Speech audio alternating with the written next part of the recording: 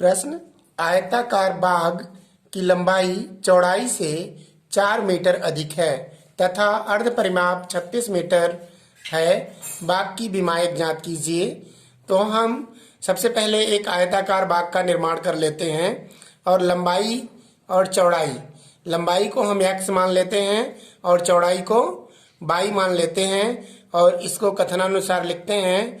माना आयताकार बाग की लंबाई बराबर x मीटर, चौड़ाई बराबर y मीटर, ऐसी हम कल्पना कर लेते हैं। अब यहाँ पर हम यह देखते हैं कि लंबाई चौड़ाई से 4 मीटर अधिक है, तो यहाँ लिखते हैं कि जैसे लंबाई चौड़ाई से 4 मीटर अधिक है तो चौड़ाई हमारी क्या है, 22 है।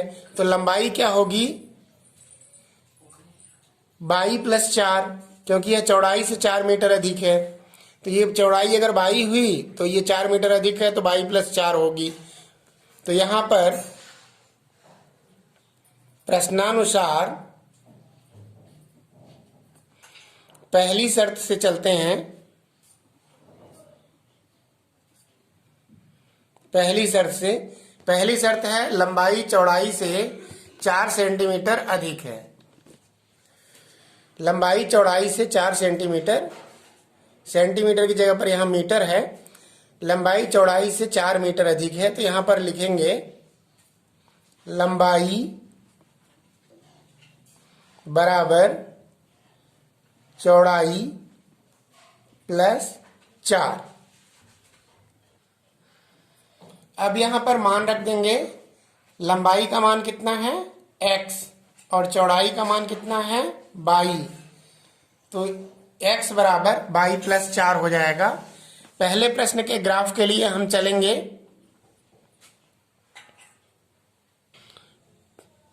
अब हम यहाँ पर कल्पना करेंगे, यदि y का मान 1 लेते हैं तो x का मान क्या होता है, आलेखीय विधि से हम कर रहे हैं। तो यहाँ लिखते हैं माना x y बराबर 1, माना y बराबर 1, तब x बराबर 1 + 4, क्योंकि y की जगह पर 1 आएगा, कितना मान होगा 5। y बराबर -1, तब x बराबर क्या होगा, y के स्थान पर -1 + 4 आएगा। 4 में 1 घटेगा, कितना आएगा 3। अब y बराबर 0 ले रहे हैं, तब x बराबर क्या होगा 0 + 4, तो कुल मान आएगा 4। अब इसके लिए सारणी बनाते हैं ग्राफ के लिए। यहाँ पर समीकरण 1 के ग्राफ हेतु सारणी निर्मित करेंगे।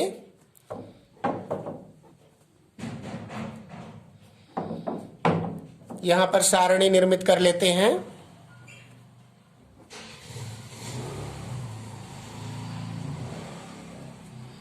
x और y, x का मान, जब y का मान 1 लेंगे तो x का मान क्या होगा 5 होगा।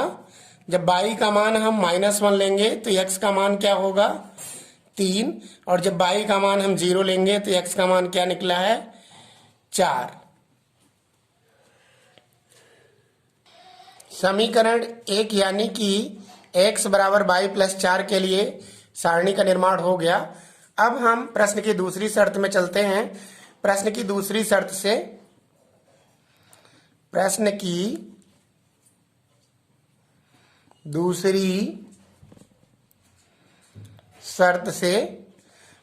दूसरी शर्त क्या है, इसको देखते हैं। आयत का अर्ध परिमाप कितना है 36।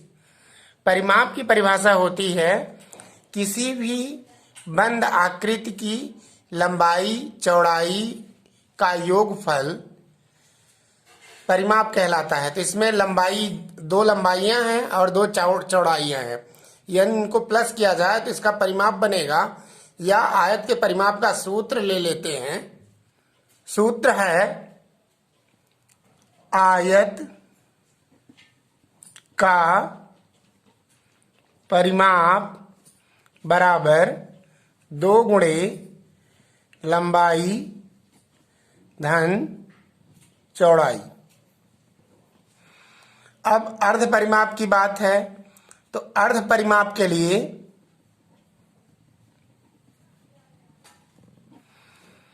जैसा कि परिमाप में 2 गुणा लंबाई धन चौड़ाई है तो अर्ध मीन्स होता है आधा। तो यदि आधा करेंगे तो 2 रिमूव हो जाएगा, हट जाएगा, 2 का कोई भी मतलब नहीं रह जाएगा। तो यहां पर क्या हो जाएगा, लंबाई धन चौड़ाई, यानी कि आधे परिमाप की जरूरत है तो आधा परिमाप हो जाएगा। अर्ध परिमाप कितना है 36, लंबाई कितनी है x और चौड़ाई कितनी है 22। इसको रख देते हैं और आगे चलते हैं। x प्लस 22 बराबर 36, यह समीकरण 2 बनेगा हमारा। समीकरण के ग्राफ है तो जब मान लेंगे तो हम कल्पना करेंगे कि यदि हम 22 का मान 1 माने तो क्या होगा, ये 2 माने तो क्या होगा। इस प्रकार हम मान निकालने का प्रयास करेंगे। यहां पर हम मान लेते हैं, माना 22 बराबर 5 तो x धन 5 बराबर 36 हो जाएगा, 22 की जगह पर 5 आएगा। x बराबर 5 का पक्षांतरण हो जाएगा तो -5, x बराबर कितना आएगा 31।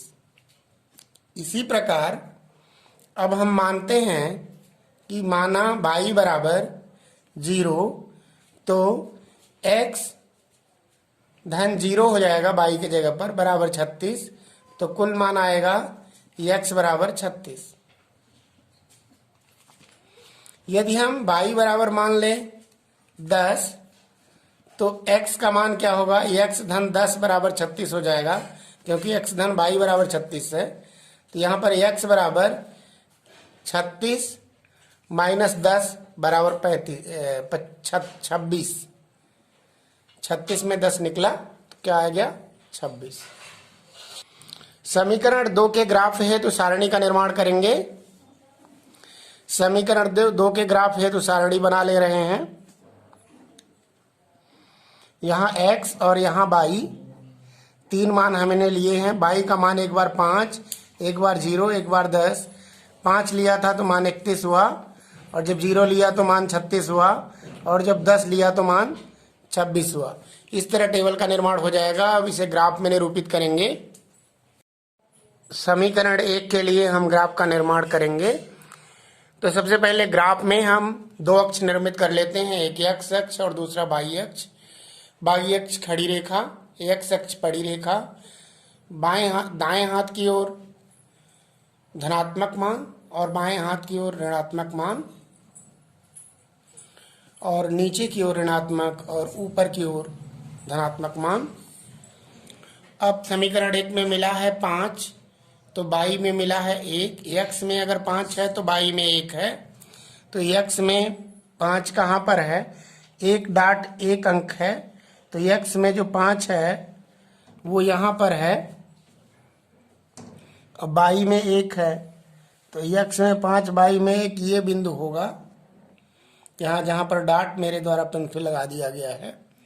दूसरा है x में 3 तो y में ऋण 1। x में 3 कहाँ है ये देखते हैं।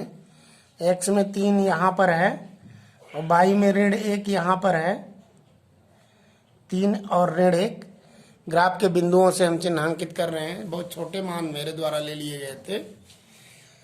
अब यहाँ पर हम x में 4 और y में 0, तो x में 4 कहाँ है और y में 0 इसी पर है। ये तीनों बिंदु वास्तव में यहीं पर मिल जा रहे हैं, पूरे के पूरे बिंदु पास में ही मिल जा रहे हैं।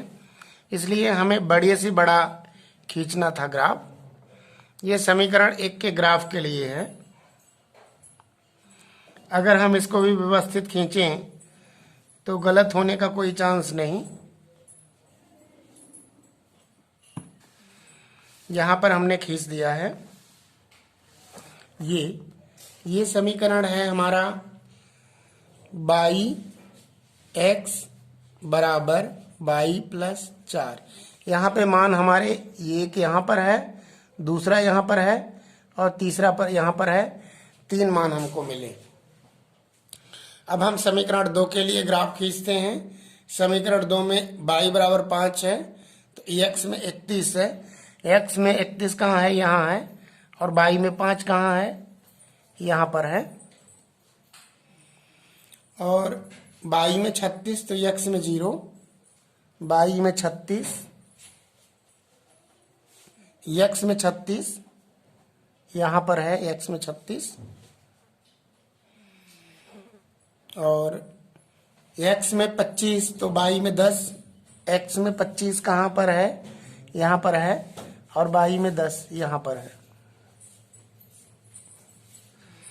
अब इसको लेकर एक लाइन ड्रॉ करते हैं।